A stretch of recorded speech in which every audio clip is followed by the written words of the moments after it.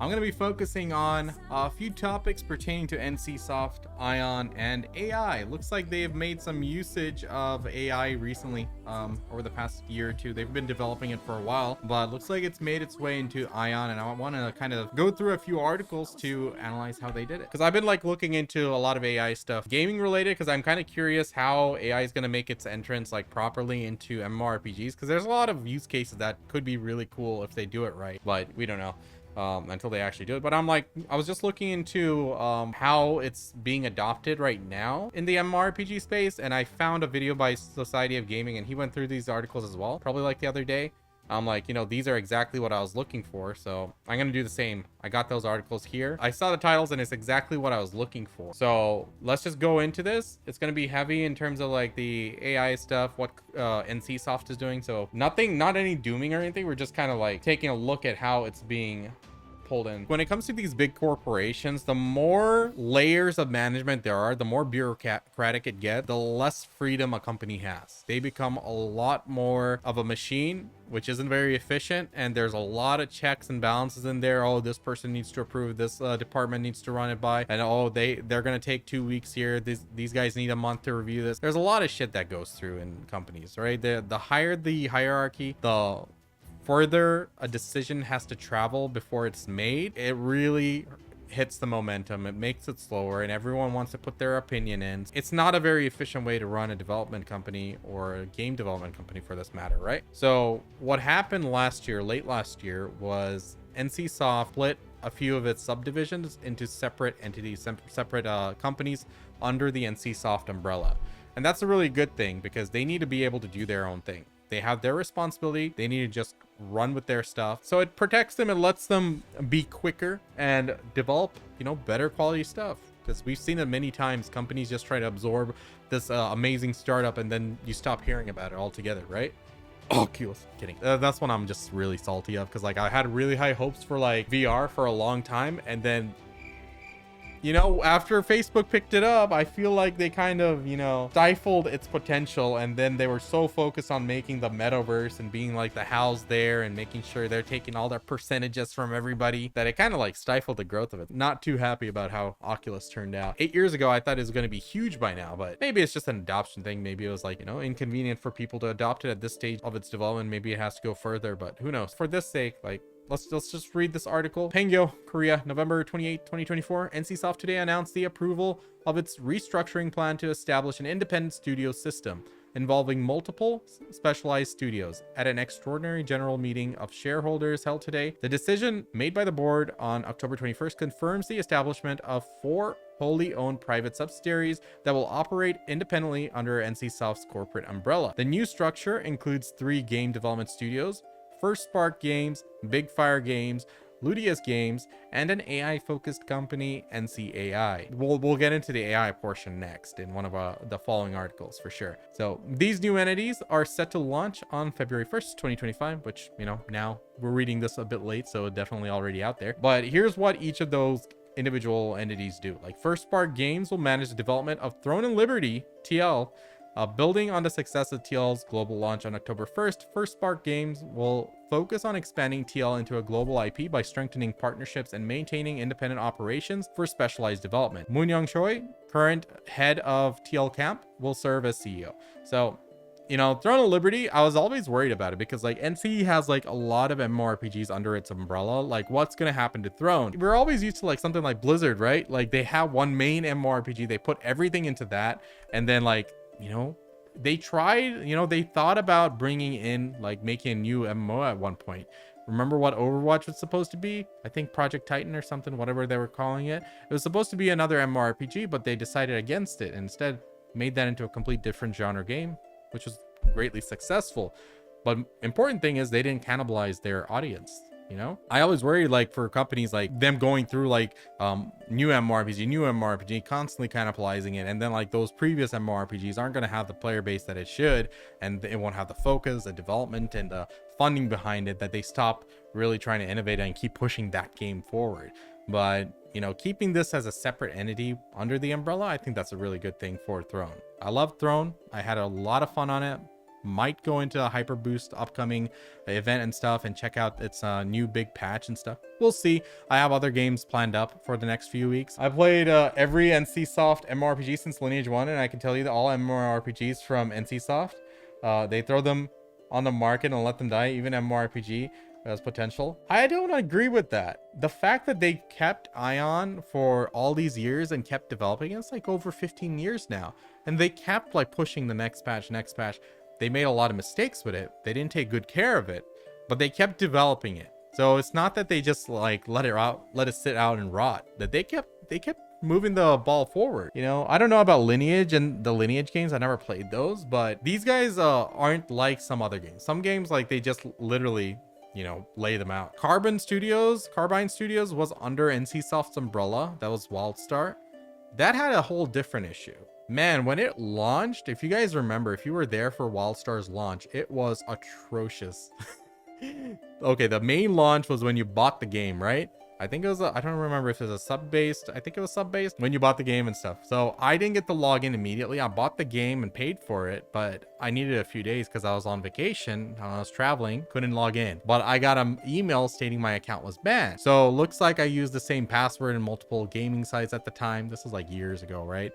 Wasn't as careful and savvy in terms of cybersecurity. Back then, you know, my account got hacked. It was probably on some email dump, password dump from some other private server or something. And, you know, it was hacked. And it was botted on. And the bots were ridiculous. It was hacked and botted so badly on launch that there were bots that were teleporting node to node and instantly gathering it. So WildStar had a horrible launch. And then there's a whole other bits of drama with like the different systems and stuff. And then they re-released the game in free to play. It was in a much better state, but it still had its major flaws. One thing I always was vocal about is that every skill has a telegraph. Then you stop focusing on the characters, the models, the skill animations, and all you see are the shapes on the ground. They never stopped that. And PvP was like atrocious. It was just like a battle of geometry there. It's like, go play Lineage 1 and 2 and compare them to Throne, and you'll shockingly come to the conclusion that almost the same game with the same mechanics. Oh yeah, they definitely took the technology from and features from previous games. If you look at Throne and Liberty, not Lineage 1 and 2, if you look at Lineage 2M, the mobile game, you will see like it's almost the same game. Like, it's very similar. So it's not just in that case. And they do like cascade some of that stuff over, but at least they still try, right? Like, you know, I remember every now and then checking in on AION. You know, they're still putting out devlogs. They still have ideas on how to push the game forward. AION was always a Korean game. It wasn't as strong globally. It was always much stronger in Korea. We'll actually take a look at their earnings reports and you'll see how the breakdown is. So coming back to this, we have Big Fire Games, which will focus on the development of LLL, a competitive shooter IP with the potential to achieve global success.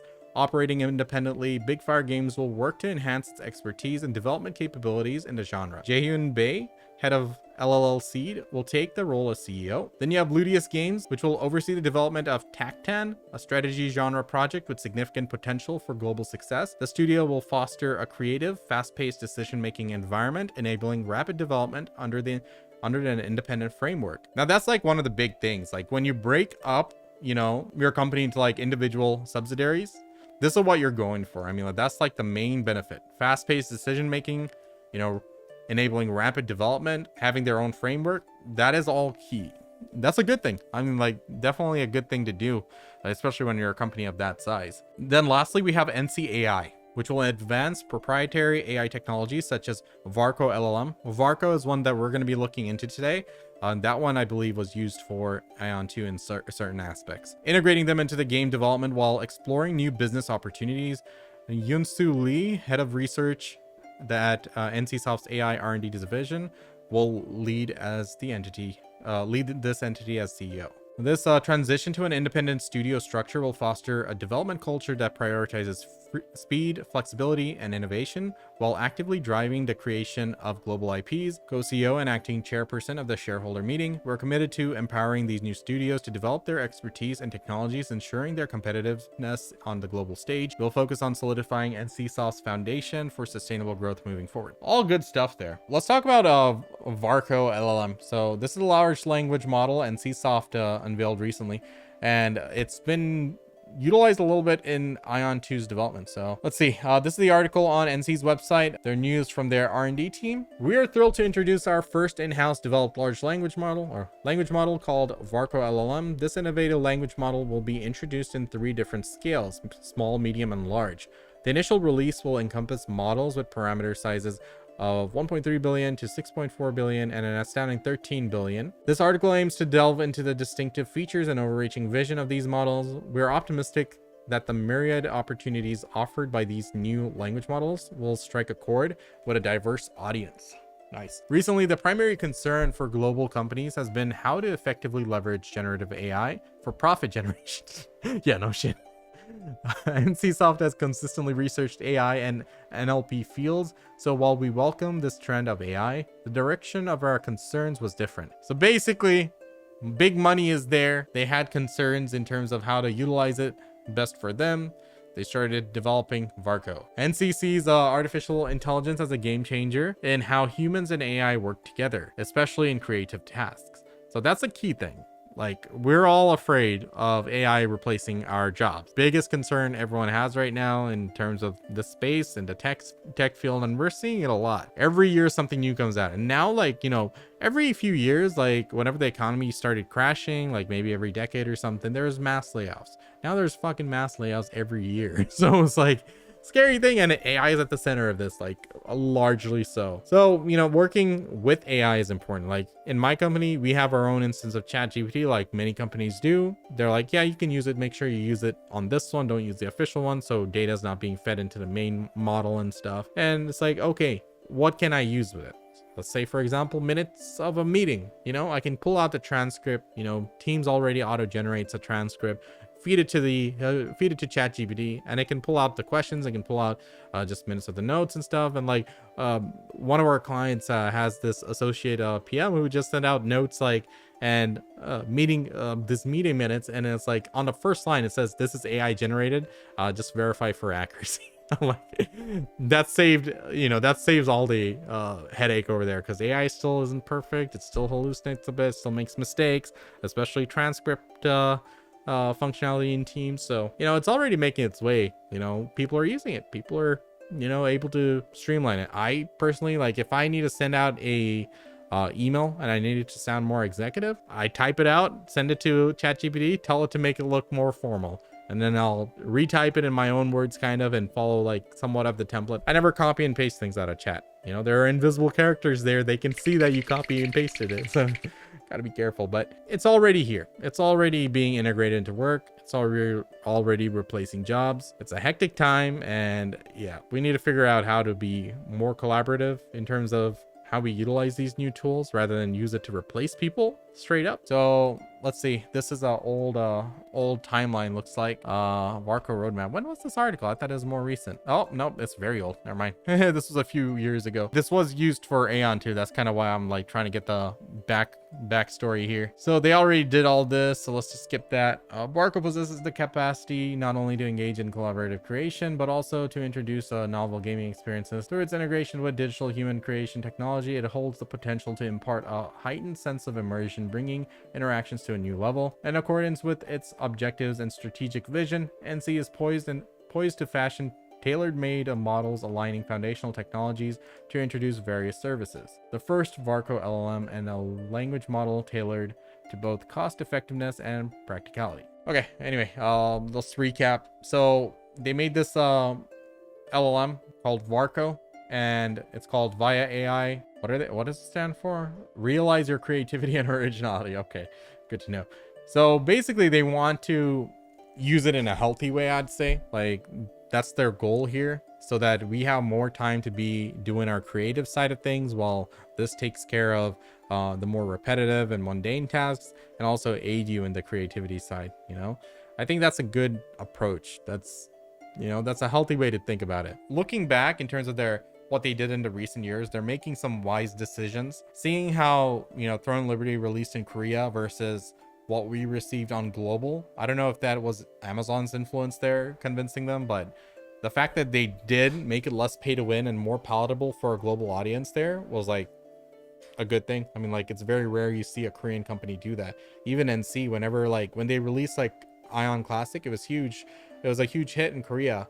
And on NA, there was like 50,000 people on queue on day one. Like, they could have had something big there, but they kind of dropped the ball. They didn't want to make any deviations from Korea when there was like a huge fallout in the community regarding like the pay to win and the stuff, which kind of like took away from the essence of AION. Because like AION used to have a really robust economy, and like the life skilling side and the gathering side, and also like finding like rare items like godstones and stuff. Like, it was like an awesome thing. Like, you could actually go to the marketplace and buy, you know, useful gear, and it's very rare nowadays. Every game's like, oh, you just play it solo or something. So like, it kind of like really hurt one of the beautiful aspects of AION. It had, you know, it could have been like a game with like a really nice economy and stuff and to enjoy, but the little pay to win thing they did with candies and being able to just, you know, get 10 million easy every day, like, it really inflated the market at an accelerated rate, and the economy never got to take shape, you know. And there was also an excessive amount of bots, which you know, made the life skilling side really shit, because bots would just undercut you and you could never get anything profitable going like that. So, yo, good stuff. Like, I think NC made some wise decisions here. I'm actually pretty happy with that. And they're understanding like how they split up their subsidiaries. This is really good. Like, these companies can't be slowed down by the bureaucracies of a giant company like NC. Like, Throne and Liberty is a game I played extensively, and I really enjoyed it for many months. I'm glad to see that they have the freedom to develop their game in a, you know, in a lean manner, where they're not going to be answering to like all these other suits that have no really sense and direction of what a game should go, well, like the direction a game should go. So this is very good news, you know, and seeing that they're really working on other genres and focusing on it by, you know, having their own subsidiary and their own separate entity, which is really good, you know, protects their resources from being pulled multiple directions and stuff, for sure. And the fact that they developed their own AI technology in order to utilize it in a way that they see fit, you know, I think it's a W. I mean, like, NC has its flaws, but we'll have to see how they're going to monetize AION. But what we read so far is that they wanted to, you know, stay away from the excessive monetization. They're more PvE oriented right now. I know there is PvP there, but the fact that they are giving PvE that importance, you know, it's important for the global community. So that's good. Hopefully the PvP is going to be good too, and it's not going to be excessive power swiping. We'll see how it's going to turn out. If it's going to be like, you know, Throne of Liberty, they didn't sell power directly, you know, they sold currency, which you use to buy power. I'm okay with that to a certain extent, provided it's not too excessive, because that money goes back into the economy minus the tax. You know, at least that money that the will spent buying that Lucent would go to other players minus tax, and it would just be recirculated in the economy itself, which I thought is a good thing. It helps out the free-to-play player. But then what they did in AION Ascend was they sold the gear directly from the NPC. So like, you bought Kina by, you know, swiping, buying candies, NPCing it, you got a large sum of Kina, and then you just went and bought the gear from the Kina.